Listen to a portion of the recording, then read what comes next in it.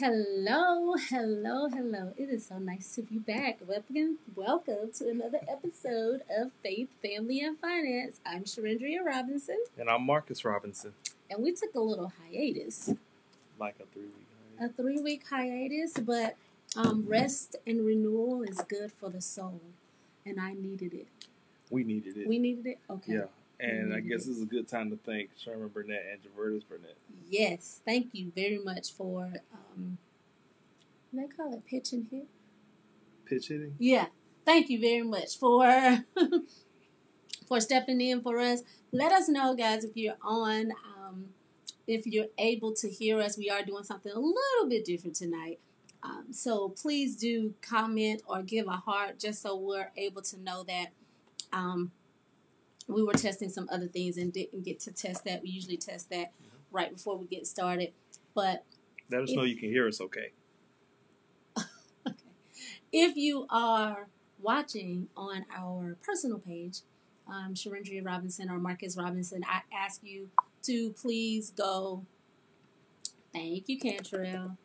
I don't know why I said Cantrell. I ask you to please go to Robinson Coaches, Faith, Family, and Finance, and watch us on Robinson Coaches, Faith, Family, and Finance. We would love to dialogue with you there. We won't really be able to see your comments or your posts if it's on our personal page, but we can see it if you're on and watching us with Faith, Family, and Finance, Robinson Coaches.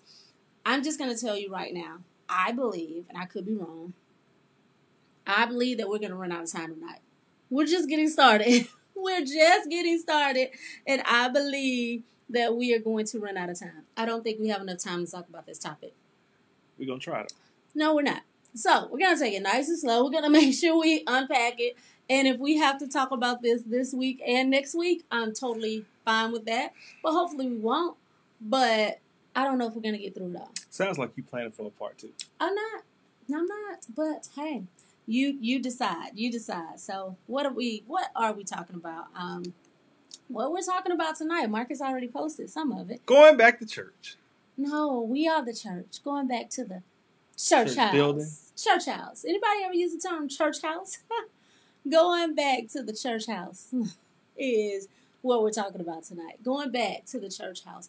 Are we ready to go back into the building? And I do need to put this, I felt the urge to put this disclaimer out that as we're doing this on this platform, Faith, Family, Finance, Robinson Coaches, we are not speaking on behalf of any church or any denomination or any larger group or organization. These are our own views and opinions. I will say that we have no idea, as a pastor, we have no idea when we are going back into our church because we are part of a larger denomination. But I didn't want people to think that we were speaking for anyone else or that we're representing. We're representing Marcus and Sharindria, okay? That's who we're representing on this platform. So let's be free. Let's feel free to have the conversation. Hello. I love it when my mom tunes in. So thank you for tuning in. Yeah, I've gotten so many text messages, Marcus, and responses. Thank you to those of you who cannot watch tonight, but you took time out of your busy schedule to text us comments and feedback on tonight's topic because we believe that it was just that important to reach out to some of you and to get your opinion on this topic. But basically, we have been out of the church building, out of the building for 9 weeks. We've been out of the building, hey Montez, for 9 weeks. It was difficult for us to leave the building, but it's going to take more than taking the key and unlocking the door for us to go back in the building. Yeah. It's going to take a whole lot more than that. Reopening the building will require more than prayer and faith, but it will require strategy, a well thought out plan, and a dedicated team to execute that plan. Some money, some cleaning supplies, all of the practical stuff. All that stuff goes into the plan. So as businesses, restaurants, entertainment spots are opening up, some people are saying, and I actually had someone to text me and to say this, if everything else is opening up, why not open the church and let's practice social distancing? So we want to get your feedback. They said, that was just one thought, and we're gonna dive really deep in this topic. But why not open the church? It should be interesting. That girl said, "Come through, I Beyonce." cannot with you. Please stop it. But all right, Too early. Okay. But she does look good. But She does look stop. good. That is so funny. What's Anyway. good, bro? Goodness. Stop, Kristen. Okay, go. She threw you off guard. And she threw me off guard. Yeah, she did. Mm-hmm. Wow. So, as businesses go back, we've made changes. Mm-hmm. A lot of changes, and I think churches will be no different. A lot of businesses, those of us who are able to stay open, keep the doors open, we've had to really develop new strategies, online strategies, to not only reach the people who we normally reach, but reach new people, new customers, develop new situations. I believe that the church is no different. I believe that how we did church 6 months ago is totally obsolete at this point. If we're looking at certain metrics, like if we're looking to reach the lost, those people who are unchurched, those people who haven't been in church for a long time, all that kind of stuff. If we're looking at how we're going to reach those people, I don't think that they're going to come through the doors like they might have come through the door 6 months ago. So we got to do something different. Wow. Okay. You just brought up a totally different. I wasn't even going in that direction. Hey, Summer. You just brought up a totally different dynamic. Like when we're doing church online now, there are people that we are reaching that you're saying who will never come into our church, never come into our building. Right. And especially we're not post COVID-19, but once we're post COVID-19, you don't think that those people will come into the building. Right. That's exactly what I'm saying. The reality is you have those people who hadn't been to church for a while, or you have people who were in church, but they were kind of teetering, they come, they don't come. And they look at it this way, and I've talked to a few people say, look, I've been out of church for 8 weeks, and I've developed a relationship with the Lord through an online church, an online platform. Why do I need to change that? That's the real question. Right. I understand that. But there are also those individuals who are not tuned in to social media. And I've stopped saying that just our seniors, because there are a lot of seniors who are very engaged and very tuned in to social media. There are people across all age brackets who, for whatever reason or another, they just don't tune in to social media. And they will do the church over the phone or do the call in, or Zoom, but they can't wait to get back to the building. And that was something else I was looking at when I was doing some research earlier. Will pastors and leaders and evangelists, and when I say evangelists, I mean everybody, all of us, will we have to work harder once we go back into the church house? Because we need to maintain the online audience who, just for whatever reason, like you just said, won't go back. But we also need to make sure that we are serving those who are in the building. Now, some churches, they had that down pat, but most churches in America was not serving two groups of people simultaneously. Right. Most churches were not serving two groups of people simultaneously. So I think we're going to have to know how to serve both. Absolutely. And that's part of the notion of the hymn, one of my favorite hymns that I heard probably every third Sunday growing up. My mom is on here. She can attest to it. But the line of "A charge to keep I have." And there's a line in that hymn that says, "To serve this present age, my calling to fulfill. Oh, may it all my power engage to do my master's will." And that I use that actually as a part of my bio, because in being relevant, I want to be able to serve this present age. And so if serving this present age means I need to have a dynamic online presence to meet this group of people, but I also need to be up close and personal to cater to this group of people. That if that's what it means to pastor in the 21st century, then that's what you have to do. And the other thing is, the whole idea is to not leave anybody behind. Right. That's the whole idea, and it's going to be a major challenge. And it's not going to be, the answer is not going to come from any one person. That's the first thing. It's going to take a team of people at every church to figure out how you're going to minister to someone of an older generation, this middle generation, this younger generation, this future generation. It's 4 or 5 generations working out here. So if you have 4 or 5 generations working, that means you also have 4 or 5 generations that you have to minister to. Yeah, and Montez said just that some of the people have already said, some people aren't coming back to church. Yeah. And you said that too. And we have to be able to, minister them. And to answer your question, Summer, yes, we have. We have heard of that church. Cottrell said, we had a deacon that called my dad. His family's from New York and wanted to move down. The next week, the nephew was positive for COVID-19. Yeah. Yeah. And I mean, that stuff is happening. That stuff is happening so much. We have a couple of church members who have roots in New York, and every time you turn around, they are talking about loved ones friends who pass away, but they're not passing away single people in a house. It's like a mother and a son, and a cousin and a friend. All this kind of stuff. It's different people in the same families that are passing away. So the question of the night is, if your church, coming back. Some said she's coming back. That's right. If your church opened next week, would you come back? Let's talk about it. Reopening the church house. Are you ready? Are you ready? So major denominational leaders are planning, strategically planning reopenings. Independent churches, they're coming together, they're collaborating and strategizing, and they're talking about reopening. But we can put together the best plan. But if we don't hear from you, like what would it take for you to return, those plans don't matter. And a lot of times we can create plans in isolation of the people.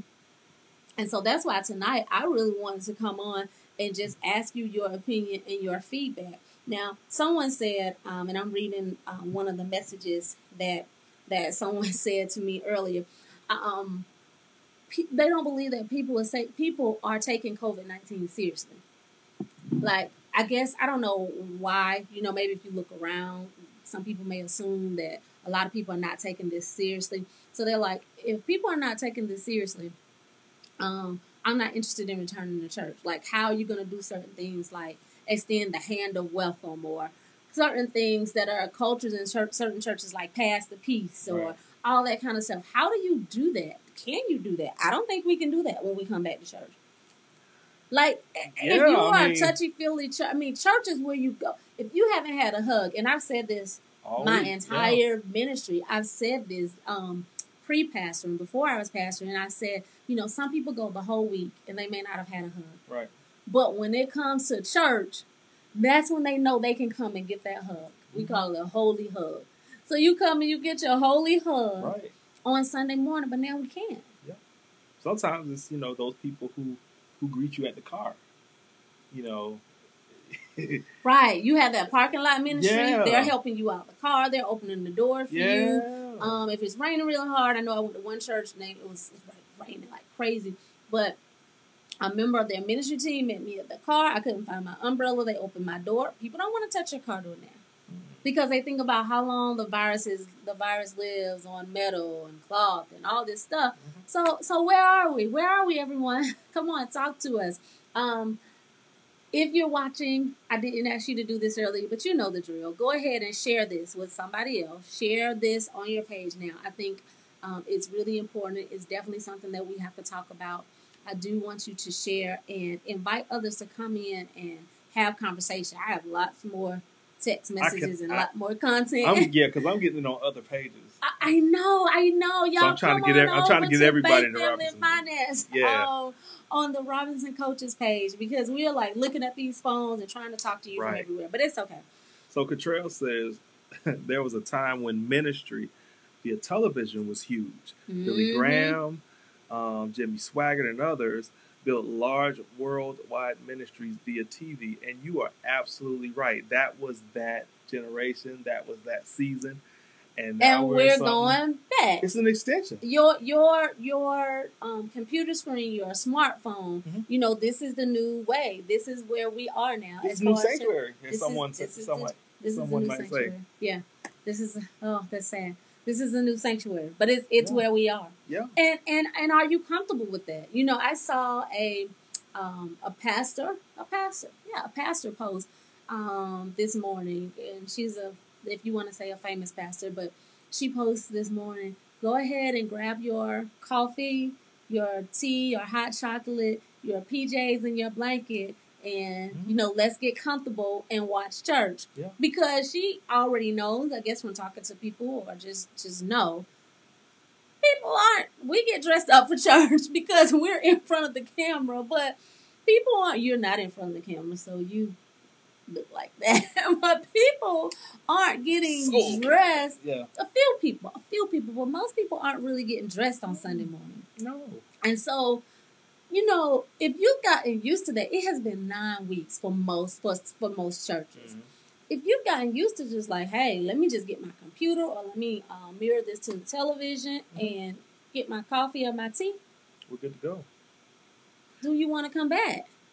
Auntie says some churches never closed. Those churches that have claimed the members that believe churches should have never closed. You're right. Some churches never closed, and I guess this is a good time as any to just talk about the fact that this whole 8-9 week period, we thought that people were trying to get God on their schedule, if you will, before COVID-19. This really has revealed that we want God at our convenience. Mm-hmm.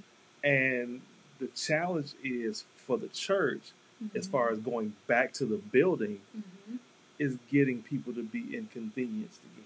Mm. Because the reality is very convenient to come downstairs in your PJs, get coffee, breakfast is going on, we're doing whatever we do at our own leisure. Mm-hmm. And then whenever somebody shows up in front of the screen, we turn the TV or the tablet or the phone on. Mm-hmm. And we're good. 30, 45 minutes, hour tops, we're done. No more 3-hour services. As a musician of about 35 years, I done played for some. Where literally you're in church. I still see some two online. 3 hours. Not quite 2. Yeah. I see an hour and a half online like right now. Some larger ministry gets up to 2, but they have this full production that they're still incorporating. So they have footage of dance ministries or praise and worship teams doing praise and worship for 30 minutes. And they put that in, and they put in the dance, and they put in these things that they've had. And trying to recreate that church experience. Yeah, but see, for me, my attention span won't last for your 2-hour online worship service. Mm-hmm. Like, that's just me being very transparent. And I know everybody's not like that, but it's hard because there's so many other competing factors around me. This is why people don't plan like Zoom or workshops that are like all day. It's hard to engage and keep your attention. Sometimes you can, but with church is difficult. It's very difficult. So, Summer says, overall, I think that online churches will not have the impact that in person that in-person church has. Social media, texting, phones have replaced the social interaction. It really has. It really has, Summer. And I fear that the permanent online church and no in-person church will have the same effect. I agree. So here are some other alternatives. I have someone here that says, Sherman actually says, when we go back to church, we have to have the doors open. So in some places, when we walk into, like if we walk into our chiropractor, we don't have to actually open the doors are already open. Because people don't want to touch the door handles. If you notice, they've even someone has come up with this device that you can use to actually open doors if you don't want to touch the door handle. I'm telling you, some people are becoming rich doing this thing. A lot of people are. Please know that. But he also says if you have land outside, put a stage up outside. Explore having outside services. If you're outside and would need... Well, if it gets hot. He's talking about the weather if it gets hot. One of the things he mentions is, what about praise and worship? Don't have praise and worship with multiple singers that will be close together and, that fluid that you're releasing when you're standing there close together. And I typed this on my notes. Will everyone have their own microphone? Like, will you have your own microphone? Dedicate, like, no more passing the mic. We cannot pass the microphone. Which is more money because you have to buy more mics. You have to buy a bigger soundboard. You have to buy, yeah, yeah, this is. That's But what you can't. about. But you can't pass. We can't pass the. We can't pass the microphone. If your church is large enough,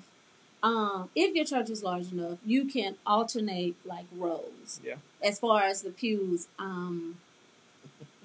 and have people spaced out, so everybody agrees. But that's assuming people. That's don't what go I'm gonna to go church. there. Yeah, that's what. I'm about to go there.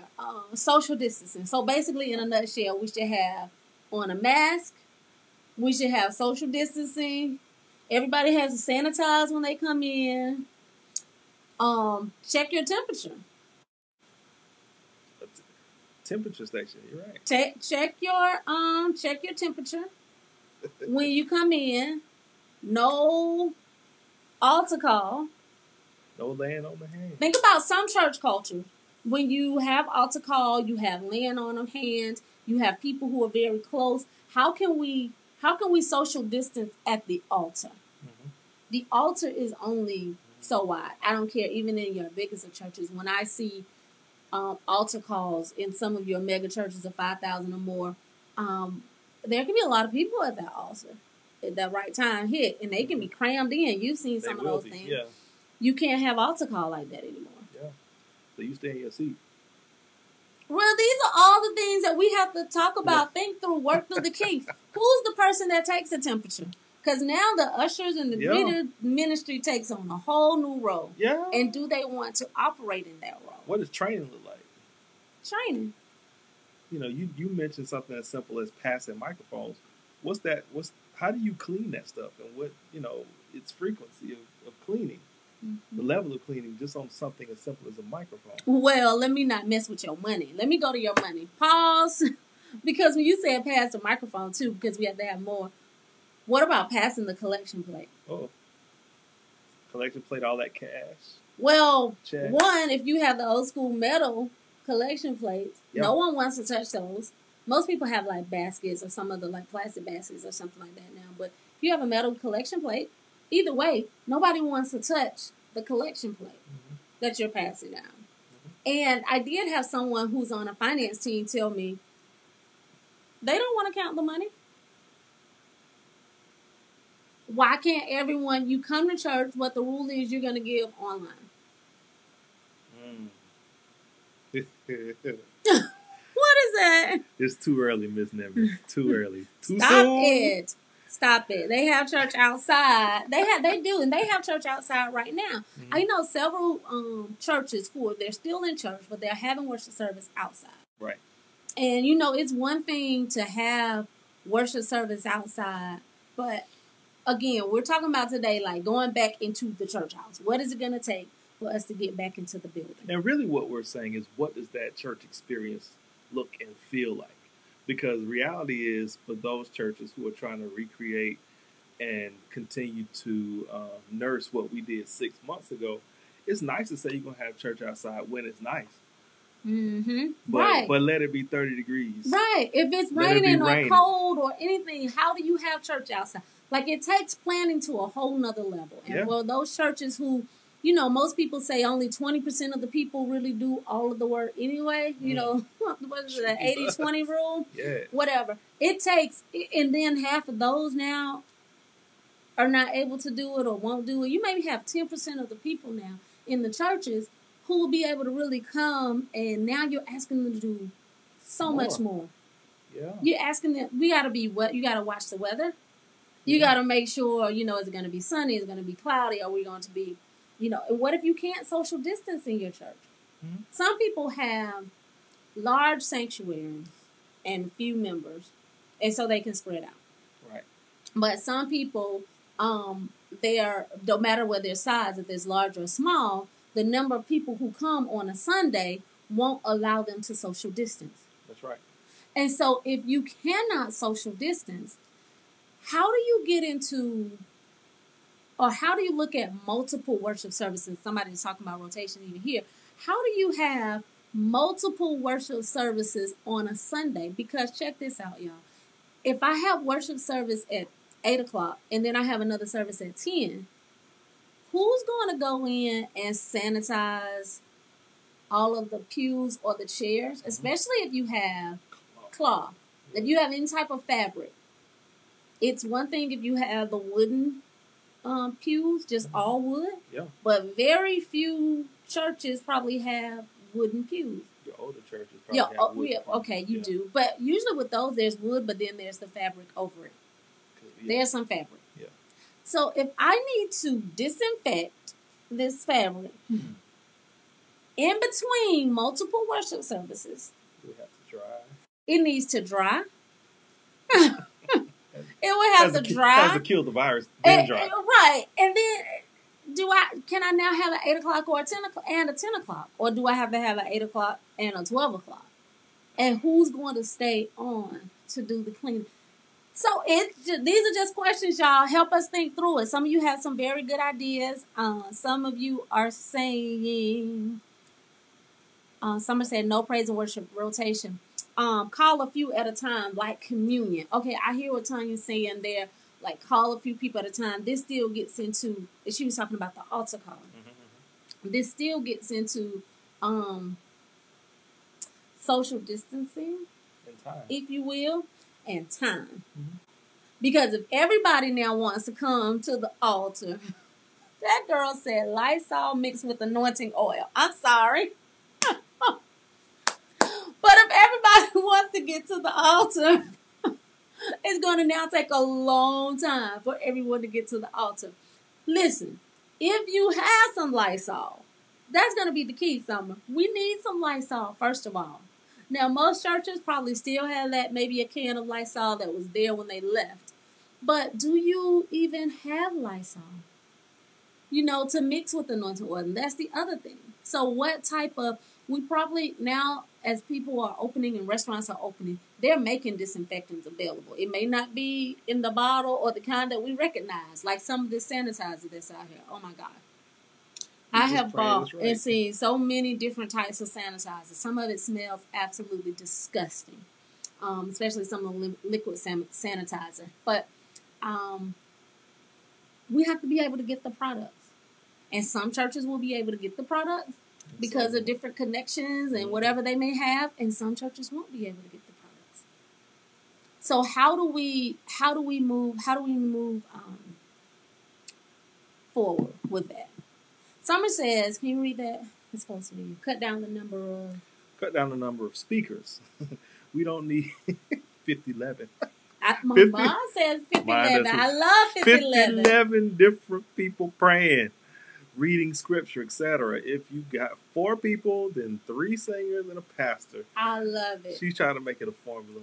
I like it, but 5011. But the funny thing is, it might have to be something just that, that tailored, because the reality is, just because you're good this week, are you going to test the people who serve every week? Right. Yeah, I mean that's where we are right now. I'm stuck on 5011. 5011. So if you never heard of 5011, that's your new term. 5011. Sorry, Summer. Yep, I love 5011.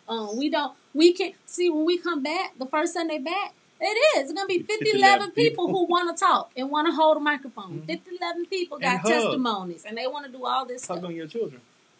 Marcus. I'm just saying. Y'all, he just hit a nerve. I'm done. Children don't understand. Thank you for watching this episode of Faith, Family, and Finance. I am done because you are right. I'm just saying, children don't understand this thing. So how do you explain to the 6-year-old, the 8-year-old, that, okay, you said you don't have the coronavirus. Why can't we hug? It's a very real question, right? This is why, and you hear me well, the first Sunday we go back to the church. I don't know when it is. Let me tell you who will not be at the church. RG3. Caleb, Kyle, and Mark. Mark and Marcus. Stop. Yes, you will. They will not. They will not. I don't know who is going to be in this house with them, but they will not be at the church. Because it's going to take everything in me, and it already does. I mean, even as a pastor, when I go out and I do some things and I do things, just necessary things. And I see people, I can't even say this on this live what I want to say, but I mean, whisper it to me, I'll say it. No, but some people, let's just put it this way, people don't always respect your boundaries. Yeah. And unfortunately, I did have a situation where somebody didn't respect my boundaries. You know, you throw out the elbow, you want to do that, but it's just like, no, you know, you're my pastor, and I want to see you like you're my pastor. I want to hug you, and I understand that I'm your pastor, but I need you to know that I'm God's person first. I'm His partner second. I'm their parent third, and then I'm your pastor.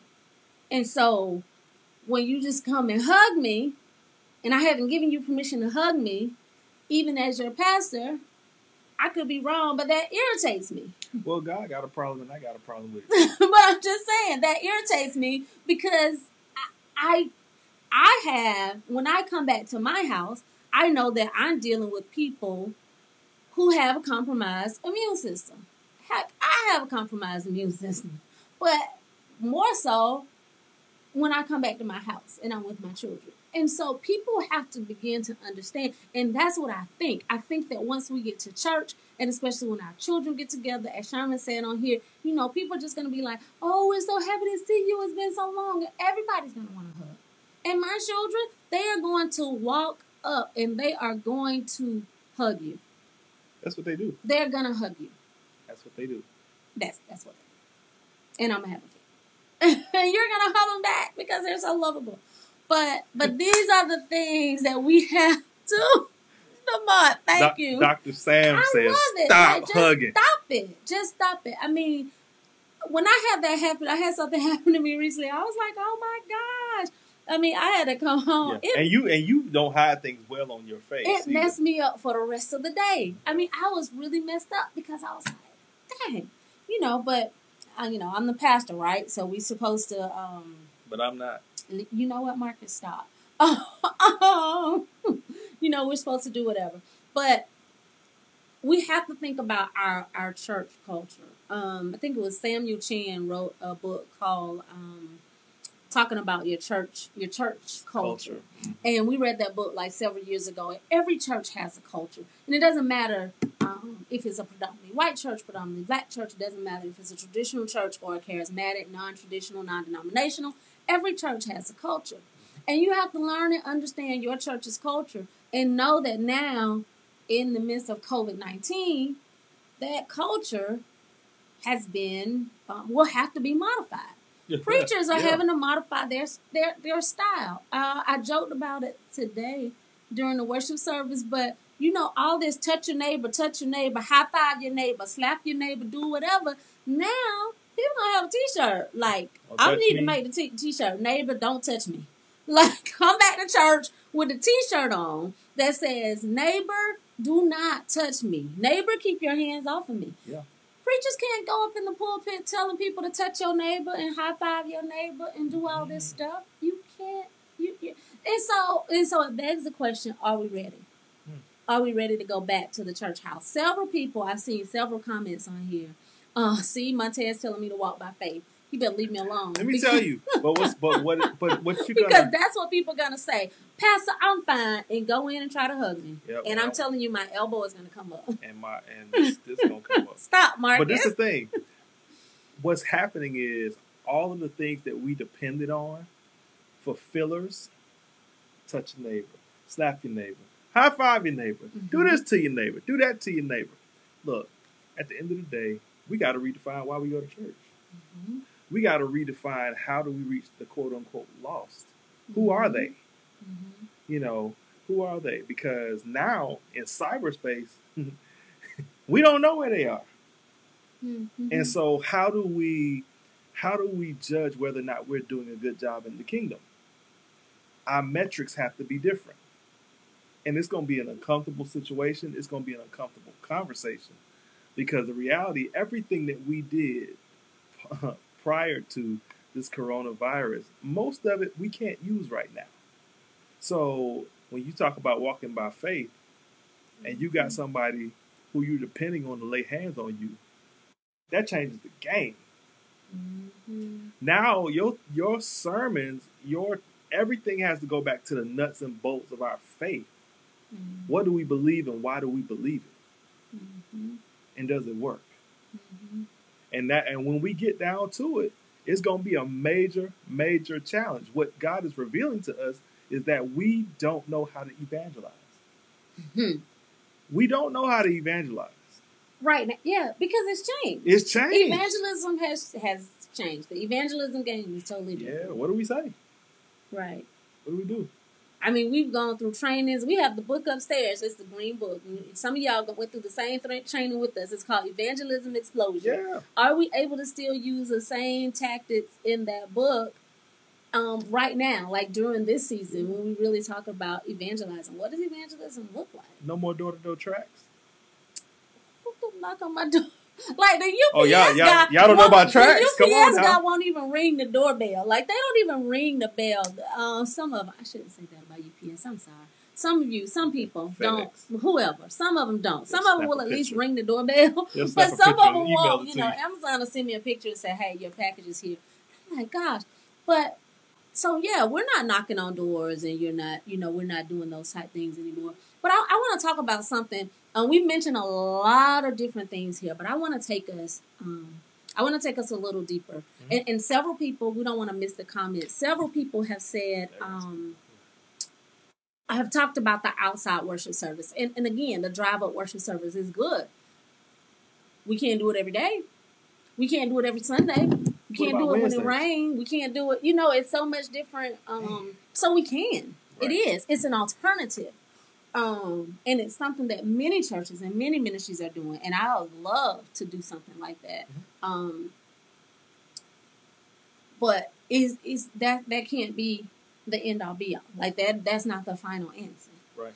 I want to go a little deeper, and you know, since we've been out of church, out of the church house, if you will, where those out of the church house, we've missed. Or we've not celebrated in the traditional way several big events of the church that we would celebrate. You know, we didn't do Easter. Mm-hmm. And some of y'all kind of like, okay, we didn't do Easter, that's fine. But then we didn't do Mother's Day. When we couldn't have Mother's Day in the church, that was a little bit different. You know, people were like, wait a minute, like we supposed to, some people, that's the only day they go to church. Like they're going to go to church with their mom. But we couldn't go to church on Mother's Day. Now, in the life of the church, we're getting close to Pentecost. Pentecost Sunday is a big deal for for many churches, especially, I can't say especially, that's not true. It's a big deal for many churches, yeah. And that's the 5th Sunday. That's the last Sunday of this month.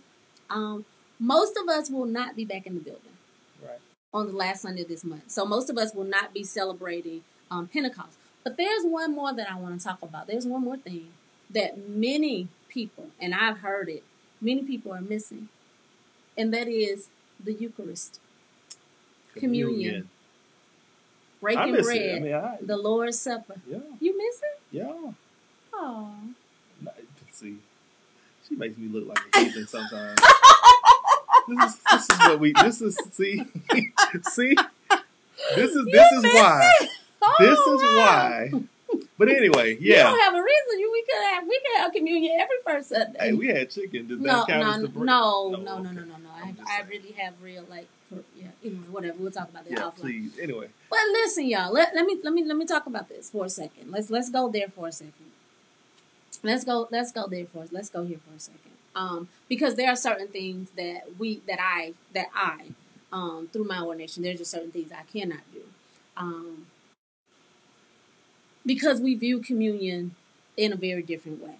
Right. And I can't. I see Tanya's putting that. I can't lead it online. That we can't do that. So, and I've seen several people, several churches do this. I was a part of a communion service. Probably one of my last ones, and it was in March. I think it was. At an event I had to speak at, where with some churches when we do communion, there is the universal cup. And then, Ms. Nimmons, let me know if this is the way you do it. You have the universal cup, and everybody drinks from the same cup.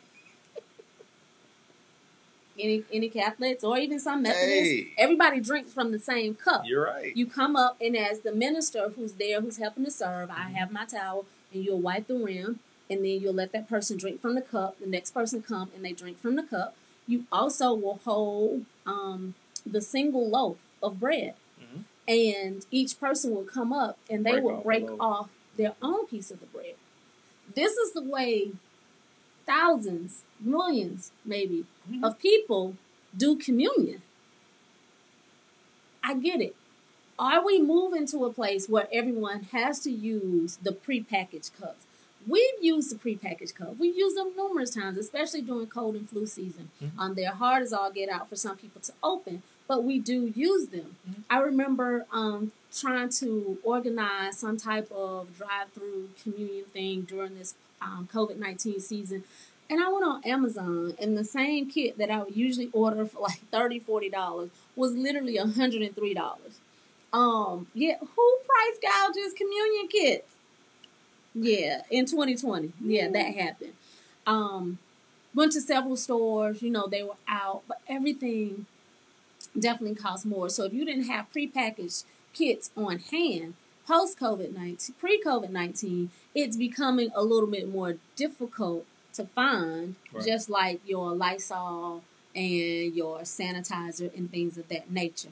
But some people have not never heard of, but they've never experienced communion in a prepackaged cup. They literally drink from the same cup. They break from the same loaf. It is extremely sacred for us. And so doing it, or the thought of doing it any other way, until this point, has been unfathomable. Right. But now, we're not drinking from the same cup, people. Well, and the thing is, with this with communion, it's an extension of Easter. It's what we do to remember what happened with that whole event, which is the tenets of our faith, right? The thing with Pentecost, every major event in the church has a major purpose for being where it is in the calendar. And the thing is, the challenge is going to be, how do we commemorate these major events in the church? We were dead in the middle of COVID when Easter hit. And so you had people not having churches. Not having service. You had people trying to have service the way they normally have service, with packed pews. You still have people. Oh yeah, you did. Some people went on Easter Sunday. That was a big deal. So so you got the laws of the land, right? And then you have the laws of God, and you have your faith. It is right now a mess. And right now, we're going to have to figure out again what we believe, why we believe it, how we convey that to the next person. The mission of the church has not changed. We still have to ultimately get this word to the uttermost parts of the earth and get it to everybody that can get it. And that hasn't changed. Now, the venue has changed, but the reality is the mission has not changed. And we're going to have to embrace the fact that we won't be able to do what made us comfortable this time last year. Because for those of us who are church leaders, we get comfortable with doing stuff. We know what's going to happen next. We know, think about it. The 6-piece band, there's no need for a 6-piece band. What's going to happen is musicians will have to learn technology. Pastors will have to learn how to operate and apply technology to their ministry. That man right there. I'm sorry. Ain't nobody with Dr. Sam Hinton talking about, I hate the prepackaged. Why? Because you want that Manischewitz. Yes. Amy Zion. I know how that, okay. But large crowds, and this is what, again, I'm kind of going back to our comments. I had to get that in about the communion, and I know people are doing whatever they know to do. Families are doing the best they can as they want to remember and have communion in their own way. But it's just different. It is one of those things, even however we do it online. A lot of churches do it online. A lot of churches tell you, you can get your juice and your crackers at home, and let's do this, and pastors pray. Whatever it is you do, that's great. when we get back to church, however we used to do it, Mm-hmm. it's gonna be a little bit different. It's gonna be different. It is. Again, I can't echo enough how many of you are saying let's just have church outside. And again, that is an option. A lot of people are having church outside. The topic tonight, though, is how do we safely get back into the church house? Right. Because having church outside is not a long-term solution. I love the drive-in movie kind of concept. Right. A lot of churches are doing that, using that kind of concept. I think it's great. But again, is it a long-term solution? I'm just praying every Sunday because I don't want it to rain on anybody's outdoor worship service. There was a threat on Easter. I remember so many people thought it was going to rain on Easter Sunday. But we don't want it to rain on your parade, literally. But are we able to handle big crowds? For our larger churches, Dr. Hinton mentioned earlier, when we do go back into the church, maybe we should have some type of limit, like no more than X number of people. So for his congregation, if there's like no more than 50 people who would come in on the first Sunday. But again, looking at all of that's going to vary by the size of the building. So basically, you could have churches that say as little as we can only take 10 people. Only 10 people can come in here this Sunday, 10 the next Sunday. Lord, how do you choose the 10 or the 50 or the 1,000 that are able to come in? But it's a good point. We have to limit the number of people. I don't think that you're going to go back to this and I heard one of the megachurch pastors actually say this. But this whole scenario is actually pandemic is probably wreaking or causing the most havoc in the mega churches. This is let me say it this way, the way he said it. This is a time where it's not favorable or popular to be a mega church. Right. Because you can't have 5,000 people come back into a building. It works against you. But this is also the time where it's almost not feasible to have a very small building. You're right. Because if you're like our church, if you have a very small building and you could easily reach capacity in that small space, how do you social distance? Like, how do you social distance, again, in the mega spaces where people want to come and fill up the arena, and then in the very smallest of spaces? So it's just something to keep in mind. Let's see what. Yeah, I know. Summer says, "What if God is just trying to reset the church?" and I get it. I mean, because like literally, there will be those of us who really understand what's actually going on, and there'll be those of us who will act like we don't know what's going on. The reality is, the Bible talks about how the traditions of man often nullify the power of God, and God is right now. He's trying to get to those people who we fail to get to. And the reality is, we put our tradition before him so many times. We got to get to the point where we get back to the tenets of our faith. I can't say it enough, because reality is, if you've never extended Christ to somebody, offered Christ to somebody, and talked to them about their faith, actually had the conversation, and you're a Christian, there's either a gap in education or there is a gap in your courage, to have this conversation. And I believe what's happening now, the thing with us, we're going to have to really dig down and say, okay, what do we believe and why do we believe it? And how do we relate our faith to someone else? Starting in our house. Because the last 8 weeks, people who've not been at home, with their entire family, hours upon hours a day, they've not had to do that. So maybe God is giving the body of Christ the opportunity to evangelize the house first. Well, I mean, I'm with you, and I totally agree. I think it's, I totally agree, but my heart, I totally agree, period. My heart aches for the people who are in their homes, and I think as one of the pastors preached today about those who are in their homes and they're being abused in their home. For some, and I have personal stories with this, but I know that there are people who are literally suffering. They're hating to be in their home right now because of the verbal and possibly the physical abuse that they're experiencing in their home, and they can't get out. Like they cannot get out. And at least the church used to be that place of refuge that they could go every week. And so I know everybody says like, this is a church. We are the church. But some people, they couldn't. That was their escape. Like the building was their escape. We got to reach those other people. Those people that we've gotten too comfortable in our building, and so we're not reaching the other people. I get it.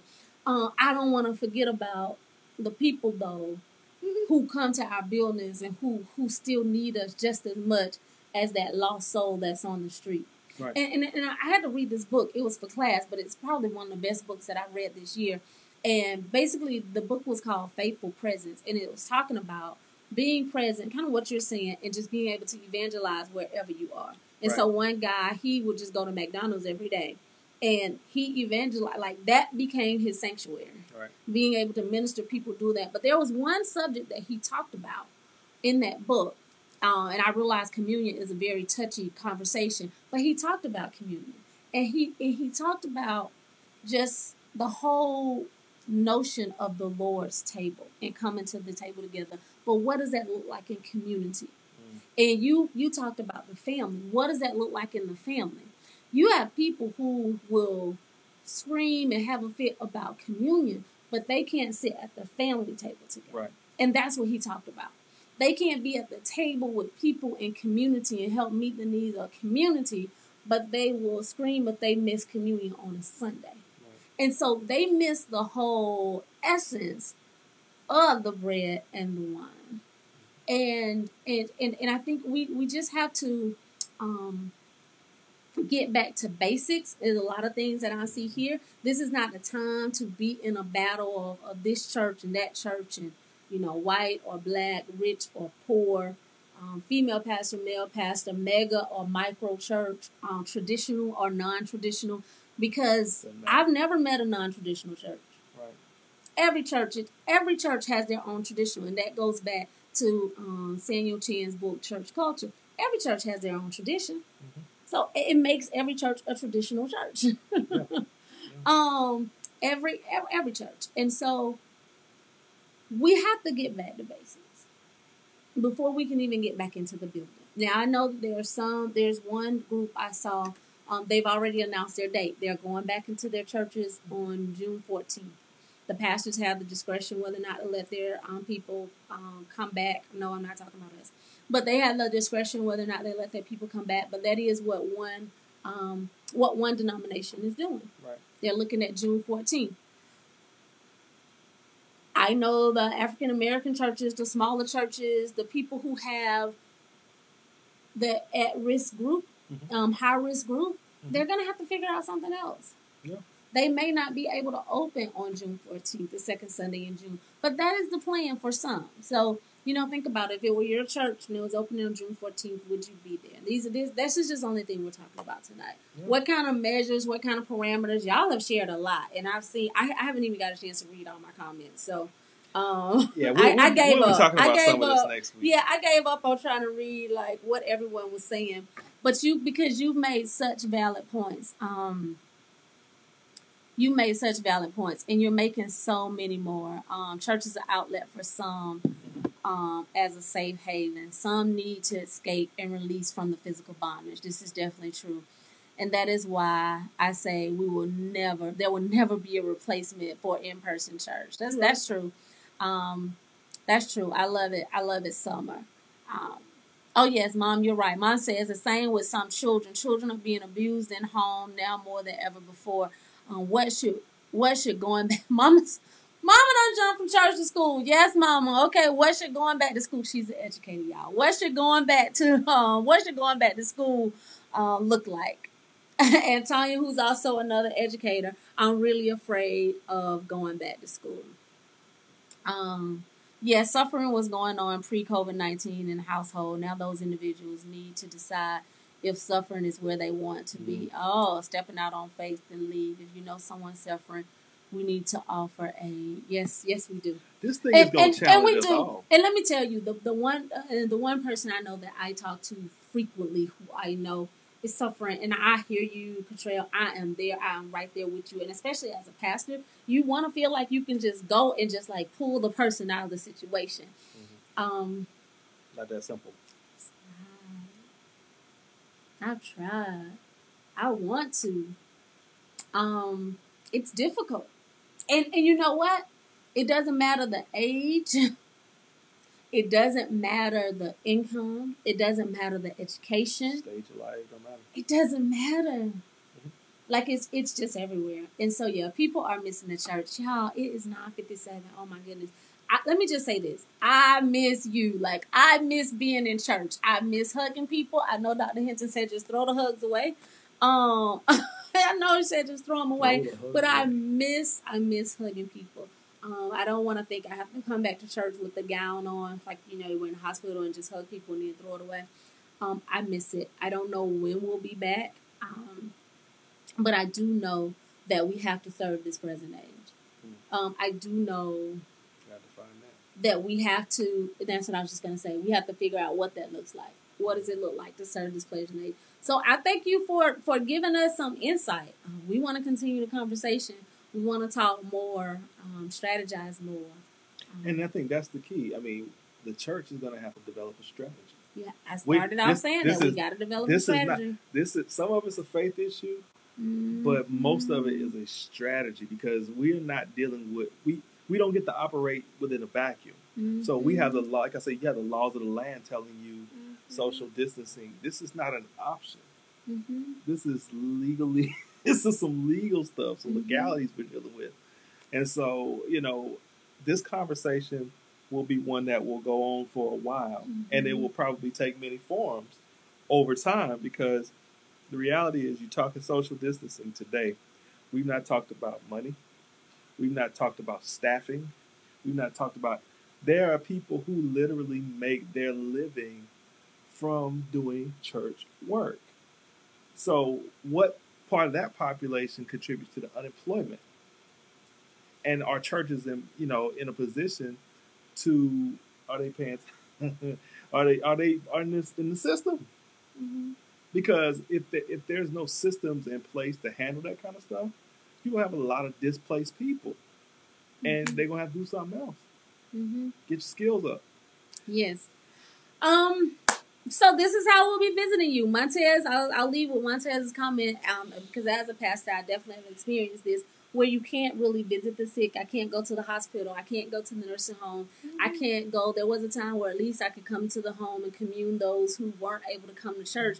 Like, we're just not able to do those things right now, and it has nothing to do with anything else other than coronavirus. How you handle births and deaths? I mean, we've seen what funerals look like. Montez worked for a funeral home. I'm not gonna go there. He just said that. He said social distance, or I will see you at my job. We're leaving with that, Montez. For real. Montez works at a funeral home, and yes, you are right. We will social distance, or we'll see Montez there. I get it. I have no words. We'll finish next week. Or the week after that. We'll figure it out. We're just happy to be back, and we're happy that you're back with us. Yes, so, I love it. Cottrell said, let's go ahead and pool together as churches and put all our money in one bank. I wrote a paper on that last year. I'm not telling you, I've been saying it, I've said it, but hey, maybe we can add that to the conversation also next week. Thank you guys so much for watching. Please do us a favor and hit the share button and share this on your page, or type the name of someone in the comment bar who you think needs to read and benefit from this. Hey, type your pastor's name. Your pastor, your leader, your deacon, your Bible teacher. Type somebody's name in the comment box so that they can come back and later watch this. Thank you all so much. It was great to be back. Good night. Absolutely. Good night.